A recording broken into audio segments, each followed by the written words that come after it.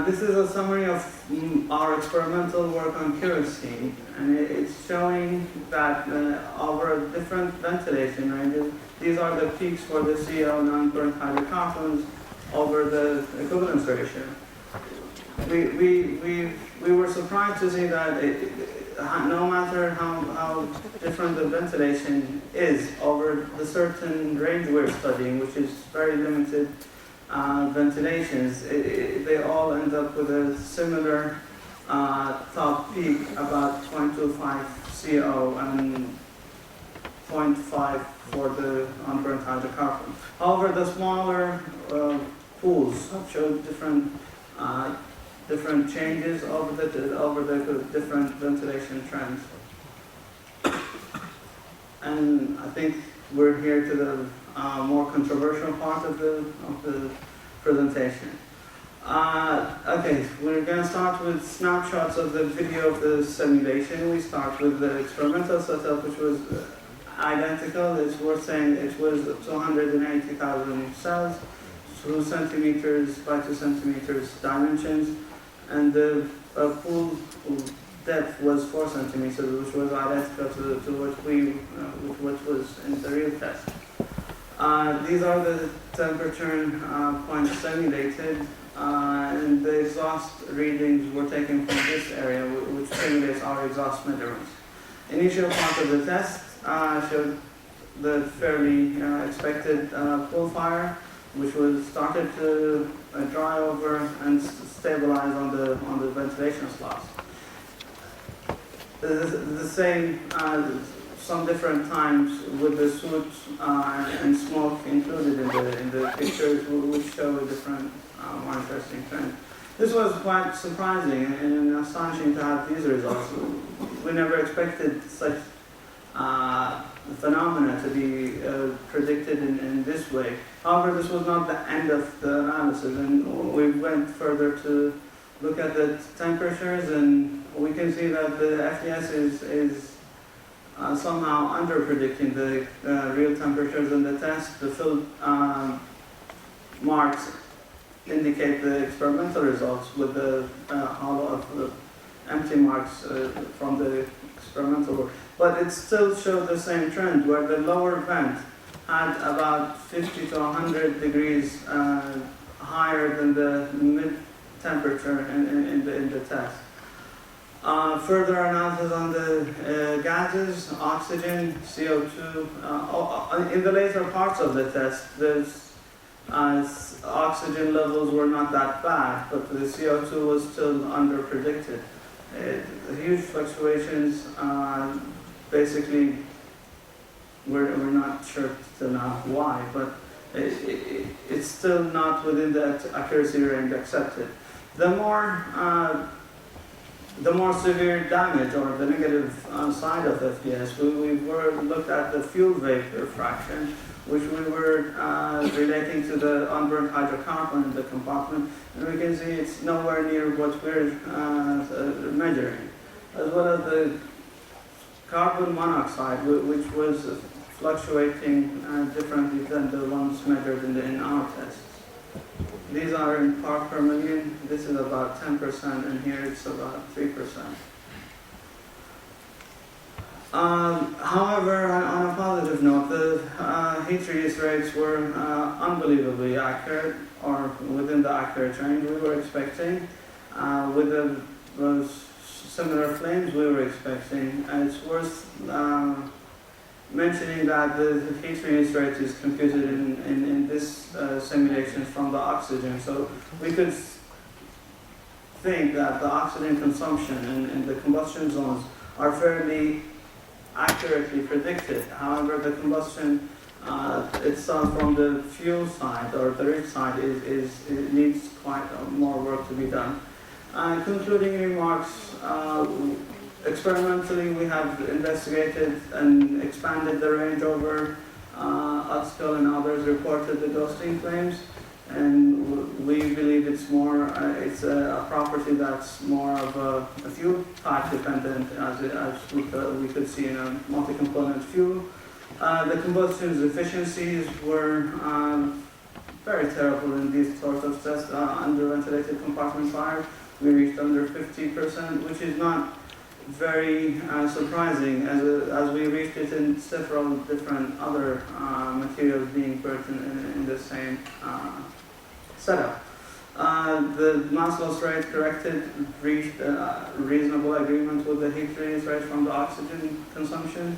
CO and under per hydrocarbons yields were very high as expected in very rich mixtures. The flames initiated at the inlet after a certain time in the test. They were stabilized at their inlets, and the NIST FTS could predict the presence of kerosene flames to a certain level. However, including adjusting the flammability limits into the code.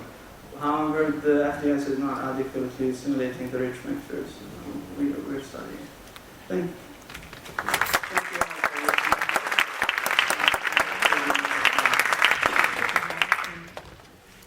Thank you very much. Are there any questions from the floor? Absolutely. It is more like a common question. It looks to me, and I may be wrong, but that in diffusion work, diffusion burning of gas phase, with the air occurs in a thin sheet,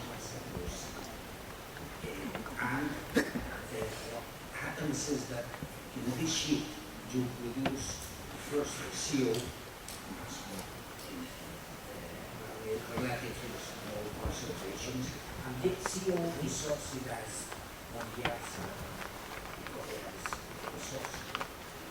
It is not longer oxidized inside. It is transported like water vapor and CO2 to the region inside the diffusion flame, and there is no way to oxidize the CO2 because except through the HO2, but you need oxygen. So that what happens in these plumes when they reach the ceiling, and there is a layer where there is hot production gases, and you quench the diffusion flame, in fact, and so that you leave CO in the top layer.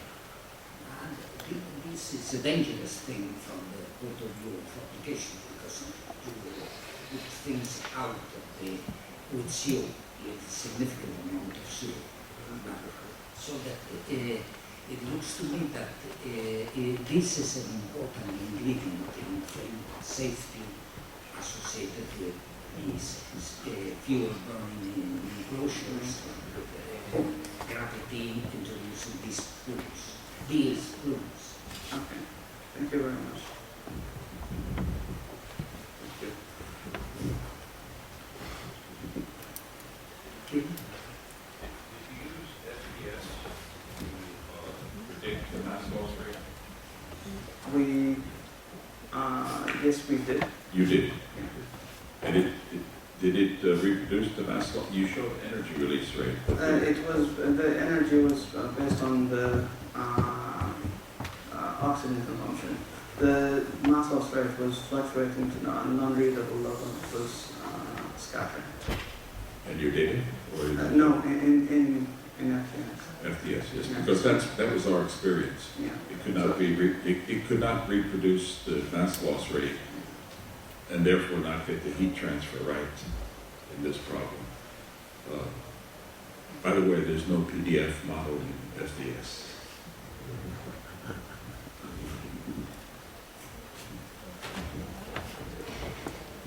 Thank you. My question is, in your experiments, have you ever seen flame extinction? Yeah. And the second thing is, how repeatable are results? You said that they are repeatable, but how repeatable? Well, the results we reported on the 10 kilogram was repeated 4 times, and they were all falling within 5% difference. However, we've had many of extinction tests, sub-extinction tests, with the lower range. This was the lowest lowest ventilation we had, the test sustainable to the end. And we started our work with smaller pools, and the repeatability was not a problem. We've done 4 and 5 tests on different fuels, and they were all satisfying.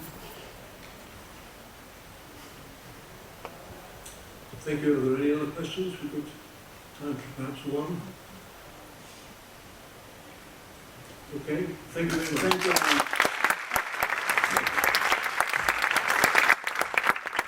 I see there is now a coffee break, and we're due back here at 12:30. Is that correct? Good. So, thank you very much for your attention and for your contributions.